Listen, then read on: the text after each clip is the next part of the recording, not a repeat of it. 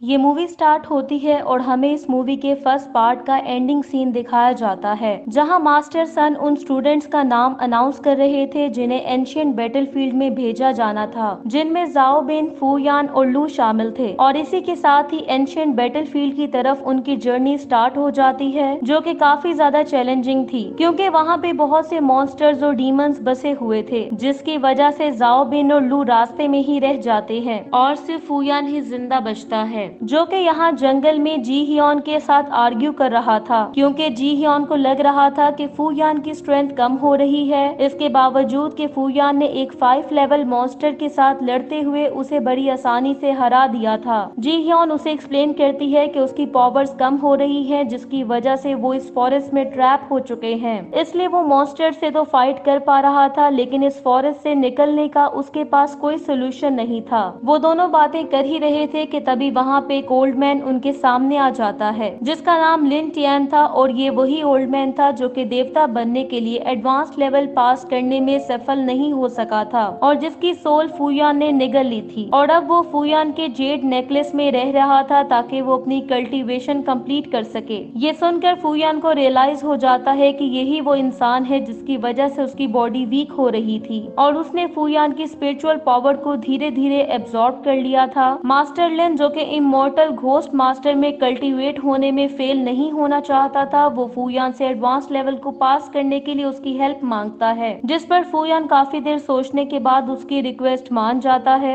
लेकिन इसके बदले मास्टर लिन को उसे इस जंगल से बाहर निकालने में हेल्प करना होगी। मास्टर लिन भी उसकी रिक्वेस्ट मान जाता है और साथ ही उसे मार्शल आर्ट स्किल्स सिखाने का भी कहता है ताकि वो अल्केमिस्ट मास्टर बन सके। अब मास्टर लिन, जिसके पास नॉलेज काफी ज्यादा था, वो फूयान और जी हियोन को लेकर जल्द ही उस फॉरेस्ट से निकल जाता है। दूसरी तरफ हम एक इमॉर्टल क्वीन को देखते हैं, जिसे ये पता चल चुका था कि एक अजीब सा इंसान यहाँ पहुँच चुका है, तो वो अपनी एक टॉप स्टूडेंट लैंग को बुलाती है और उसे उस शख्स, जो कि कोई और नहीं बल्कि फूयान था, उसके बारे में जानने का कहती है। दूसरी तरफ हम फूयान को देखते हैं, जो कि अब शहर में पहुंच चुका था, जहां वो ये देख के काफी ज्यादा सरप्राइज्ड हो जाता है कि वहां इंसान और डीमंस दोनों रहते थे, लेकिन डीमंस को वहां काफी बुरी तरह ट्रीट किया जाता था। इसलिए फूयान को उन डीमंस के साथ होने वाले ट्रीटमेंट को देखकर काफी बुरा लगता है। वो अपनी स्ट्रेंथ को यूज करता है और एक शख्स को उन डीमंस को मारने से रोक लेता है। लैंग, जो कि दूर से ये सब कुछ देख रही थी, वो फूयान से काफी इम्प्रेस हो जाती है और उसे ये रियलाइज हो जाता है कि फूयान बुरा लड़का नहीं है। फूयान सिटी में घूमने लगता है, तभी रास्ते में उसे बहुत से लोग नजर आते हैं जो कि डीमंस की फाइट देखने के लिए एक एरिना में जमा हुए थे, और ये मैच शहर की सबसे अमीर औरत जाओ ने गैम्बलिंग के लिए ऑर्गेनाइज करवाया था। और जब उसका डीमन फाइट हार जाता है तो वो काफी ज्यादा अपसेट हो जाती है। तभी फूयान आगे बढ़ने लगता है और एक मर्चेंट के पास आके रुक जाता है, जो कि एंटीक्स बेच रहा था। फूयान के अंदर मास्टर लिन की सोल उसे वो एंटीक्स खरीदने का कहती है, क्योंकि मास्टर लिन को पता था कि वो एंटीक्स उसे लास्ट स्टेज पास करने में हेल्प करेंगे। लेकिन फूयान काफी ज्यादा कंफ्यूज दिखाई दे रहा था क्योंकि उसके पास पैसे नहीं थे। लेकिन तभी वहाँ पे लैंग भी आ जाती है और उन आइटम्स के लिए पे करती है जो कि फूयान देख रहा था, जिसकी वजह से फूयान क्यूरियस हो जाता है और उसका पीछा करने लगता है। फूयान उसे थैंक्स बोलता है और साथ ही उसका नाम पूछता है। लैंग अपने आप को इंट्रोड्यूस करवाती है, जिसके बाद वो वहाँ से चली जाती है।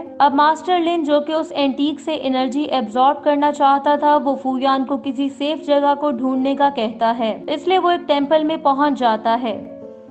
मास्टर लिन की हेल्प करने की वजह से वो फूयान को अल्केमी की बेसिक ट्रेनिंग देना शुरू कर देता है ताकि उसकी कल्टीवेशन भी जल्दी से हो सके। और कुछ इन्फॉर्मेशन हासिल करने के बाद फूयान कुछ ही टाइम में अल्केमिकल रिफाइनिंग की बेसिक्स में महारत हासिल कर लेता है। और फूयान की क्विक लर्निंग एबिलिटी को देखकर मास्टर लिन भी काफी ज्यादा सरप्राइज्ड हो जाता है, जिसके बाद वो फूयान को टेम्पल से बाहर भेज देता है ताकि वो 8 लेवल इम्प्योरिटी पिल को प्यूरिफाई करके देवता बनने के प्रोसेस को कंप्लीट कर सके। और वो फूयान को केयरफुल होने का भी कहता है ताकि कोई भी टेम्पल में एंटर ना हो सके। कुछ ही देर में मास्टर लिन से एमिट होने वाली एनर्जी को देखकर शहर के लोग काफी ज्यादा सरप्राइज्ड हो जाते हैं, और इसी दौरान हवा के झोंकों के साथ साथ थंडर स्टॉर्म भी आने लगता है। इसी दौरान फूयान भी टेम्पल के बाहर 4 लोगों को देखकर शॉक्ड हो जाता है, जो कि असल में अल्केमी के ट्रू मास्टर्स थे, और वो यहाँ 8th लेवल इम्प्योरिटी पिल हासिल करने आए थे। फूयान, जो कि मास्टर मास्टर लिन को कल्टीवेशन में फेल होते हुए नहीं देख सकता था, वो उन मास्टर से फाइट करने लगता है और काफी देर की फाइट के बाद वो लोग फुयान को हराने में कामयाब हो जाते हैं। लेकिन तभी मास्टर लिन अपनी कल्टीवेशन कंप्लीट करके वहां पहुंच जाता है और उन मास्टर्स को हरा देता है। अगले दिन फुयान जो कि शहर में घूम रहा था, वो एक होटल के सामने आके रुक जाता है। वो जब अंदर जाता है तो उसे वहाँ लैंग नजर आती है, जो कि हायर लेवल में एंटर होने के लिए अपनी कल्टीवेशन कंप्लीट कर रही थी। लेकिन फुयान जब उसे स्ट्रेस में देखता है तो वो जीह्योन को उसकी कल्टीवेशन फेज में हेल्प करने का कहता है। लैंग की हेल्प करने पर फुयान काफी ज्यादा खुश दिखाई दे रहा था। लैंग भी इसके लिए उसे थैंक्स कहती है।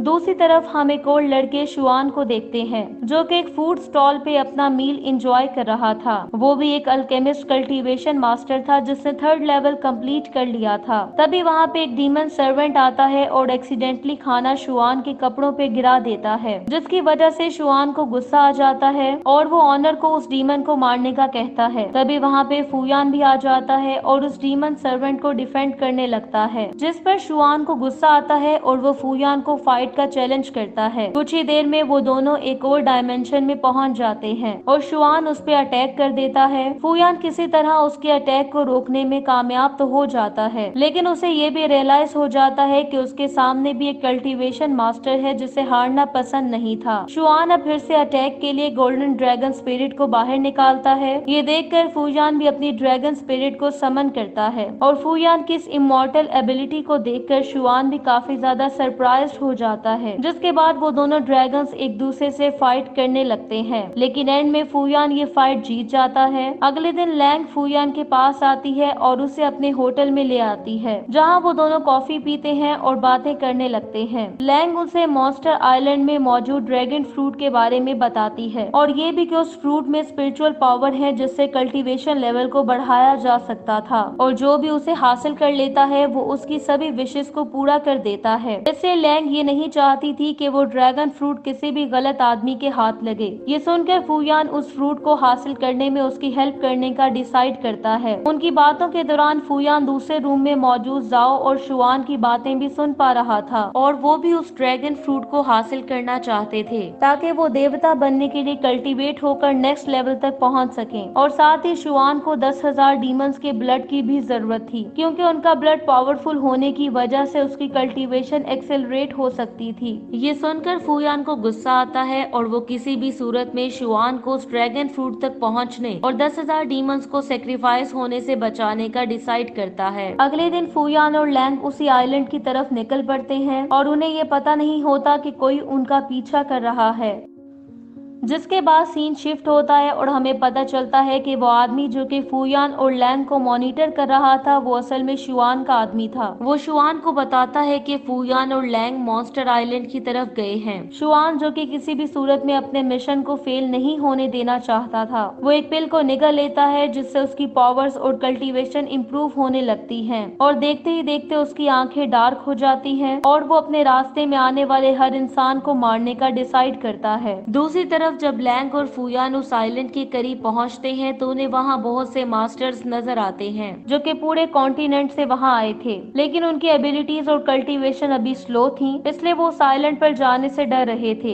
इसी दौरान वहां पर शुआन भी पहुंच जाता है, जिसे देखकर सभी मास्टर्स भी शॉक्ड हो जाते हैं क्योंकि उसकी कल्टीवेशन अब अल्केमिस्ट की स्टेज तक पहुंच चुकी थी और कुछ ही देर में वो उस आइलैंड की तरफ ट्रेवल करने लगता है, जबकि फुयान और लैंग उसका पीछा करने लगते हैं। शुआन जब वहां पहुंचता है तो उसका सामना बहुत से क्रैब मॉन्स्टर से होता है जो कि उससे पहले वहां आने वाले 2 मास्टर्स को मार चुके थे। तभी शुआन अपने मैजिकल गन को यूज करते हुए उन क्रैब मॉन्स्टर से फाइट करने लगता है। इसी दौरान एक लेवल 5 मॉन्स्टर उसके सामने आ जाता है, लेकिन शुआन उसे देख के बिल्कुल भी नहीं डरता क्योंकि उसका कल्टीवेशन लेवल अब इंक्रीज हो चुका था और वो कुछ ही देर में उस मॉन्स्टर को भी मार डालता है। फुयान और लैंग जब वहां पहुंचते हैं तो वो उन डेड मॉन्स्टर को देखकर देखकर काफी सरप्राइज्ड हो जाते हैं और उन्हें ये रियलाइज होता है कि शुआन यहाँ उनसे पहले पहुँच चुका है। इसलिए वो जल्दी से उसका पीछा करने लगते हैं ताकि उसे ड्रैगन फ्रूट तक पहुँचने से रोका जा सके। लेकिन शुआन फ्रूट ट्री तक पहुँच चुका था और जैसे ही वो उस ट्री के करीब जाता है तो बहुत सी रूट्स उस पर अटैक कर देती हैं, जिससे वो हेल्पलेस हो जाता है। इसी दौरान फूयान और लैंग भी वहाँ पहुँच जाते हैं और वो लिविंग रूट्स उन पे भी अटैक कर देती हैं, जिससे वो भी हेल्पलेस हो जाते हैं। अब फूयान जीह्योन से हेल्प मांगता है जो कि उन्हें उन रूट से फ्री करवाती है और उसी की हेल्प से वो उस फ्रूट को भी हासिल करने में कामयाब हो जाते हैं। ये देखकर शुआन उन्हें ट्रैप करने के लिए जाओ की हेल्प से अपने सेकंड प्लान को यूज करने का डिसाइड करता है। फूयान और लैंग जब जाओ की तरफ बढ़ रहे होते हैं तो शुआन उन पे एरो ऑफ डार्कनेस से अटैक कर देता है, लेकिन फूयान उसे देख लेता है और उसके अटैक को रोकने में कामयाब हो जाता है। लेकिन इस दौरान वो खुद उछल के एक मिस्टीरियस केव में आ गिरता है। जीह्योन उसकी हेल्प करती है और वो दोनों बाहर का रास्ता ढूंढने के लिए आगे बढ़ने लगते हैं। तभी उन्हें रास्ते में केव की वॉल पे कुछ एंशिएंट पेंटिंग्स नजर आती हैं। जीह्योन यहाँ उन पेंटिंग्स के मीनिंग्स को एक्सप्लेन करने लगती है और उसे बताती है कि कई साल पहले किसी ने अपने फ्रेश ब्लड से डार्क स्कॉर्पियन के रूप में एक लेजेंडरी डीमन को रेज किया था ताकि वो देवताओं और इंसानों पे रूल कर सके। जिसके बाद वो दोनों केव में आगे बढ़ ही रहे थे कि तभी उन्हें वहाँ वही डीमन नजर आता है जिसे फूयान ने बचाया था, जो कि अपना बदला लेने के लिए डार्क स्कॉर्पियन को रिवाइव करना चाहता था, जिसे एक चेस्ट में सील किया गया था।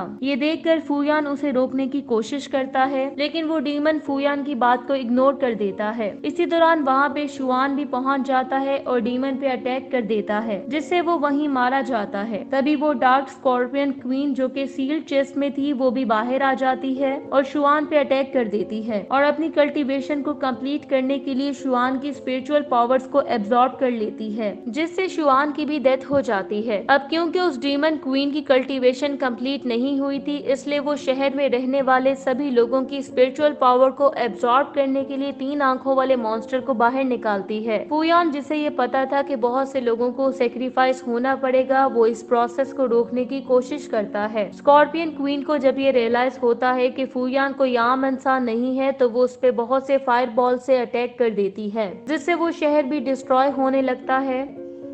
इसलिए फूयान अपनी एनर्जी को टेलीपोर्ट करते हुए उन फायर बॉल्स को रोकने की कोशिश करता है, जो कि उसके लिए काफी ज्यादा डिफिकल्ट था। इसलिए जीह्योन उन फायर बॉल्स को स्पेस में ही उड़ा देती है ताकि वो सिटी पे ना गिर सके। यहाँ स्कॉर्पियन क्वीन फूयान की एबिलिटीज को देखकर काफी ज्यादा इम्प्रेस हो जाती है और अब वो फूयान की तरफ से क्रिएट की गई मैजिक शील्ड को तोड़ने के लिए पहले से भी ज्यादा फायर बॉल से अटैक करती है, जिसकी वजह से फूयान अपने कल्टीवेशन लेवल को अपग्रेड करने के लिए उस ड्रैगन फ्रूट की एनर्जी को एब्जॉर्ब कर लेता है। क्वीन ऑफ स्कॉर्पियन जो कि हारना नहीं चाहती थी, वो अपने ब्लड की हेल्प से 3 आंखों वाले जायंट मॉन्स्टर को एक बहुत ही खतरनाक जायंट स्कॉर्पियन में कन्वर्ट कर देती है। ये देखकर फूयान अपनी ड्रैगन स्पिरिट की हेल्प से उस जायंट स्कॉर्पियन पे अटैक कर देता है और उन दोनों की जबरदस्त फाइट के बाद फूयान का ड्रैगन आखिरकार ये फाइट जीत जाता है। लेकिन स्कॉर्पियन क्वीन के लिए अभी ये फाइट खत्म नहीं हुई थी, इसलिए वो अपने डार्क मैजिक से फूयान पे अटैक कर देती है। इस अटैक से फूयान एक डीमन में कन्वर्ट होकर क्वीन का स्लेव बन सकता था। फूयान को मुश्किल में देखकर मास्टर लिन भी वहां पहुंच जाता है और उसकी हेल्प करता है, जिसके बाद वो पावर्स को यूज करके जीह्योन को एक जायंट स्वॉर्ड में कन्वर्ट कर देता है, जिससे वो क्वीन पे अटैक करता है और कुछ ही देर में वो क्वीन भी मारी जाती है। मूवी के लास्ट सीन में हम फिर से सिटी को देखते हैं, जहाँ अब सब कुछ नॉर्मल हो चुका था, जबकि डीमंस और इंसान भी मिल के रहने लगे थे। यहाँ फूयान लैंग के लिए अपनी फीलिंग्स को एक्सप्रेस करता है और इसी के साथ ही ये मूवी एंड हो जाती है। Thank you so much for watching.